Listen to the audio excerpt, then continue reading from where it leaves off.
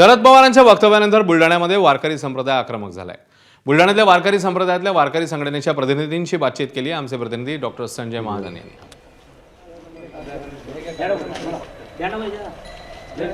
त्यांनी म्हटल्याप्रमाणे कोणते 60 लोक त्यांनी या संकलित मूल्यमापनासाठी जाहीर केले ते त्यांनी सांगावं आणि मग उर्वरित 40% जे लोक आहेत ते लोक त्यांच्या म्हणण्यानुसार किंवा त्यांनी ठरवल्यानुसार तशा प्रकारचे आहेत का हे पवार साहेबांनी आपल्याला व्यवस्थितरित्या जगाला सांगावं। वारकरी संप्रदाय या ठिकाणी धर्माचं रक्षणार्थ या ठिकाणी आहे।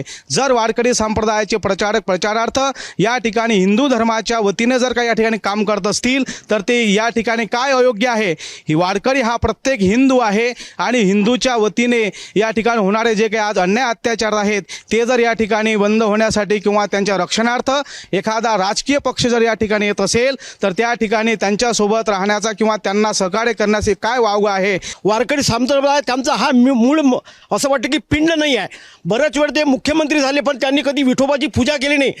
काही त्यांनी धर्माचं कोणतंच काम केलं, त्यांनी सर्व हिंदू धर्माच्या विरोधातच काम केलं। हे त्यांचं वक्तव्य चुकीचं आहे। याच्यापुढे यांनी असं वक्तव्य चुकीचं काढू नये असं मला असं वाटते।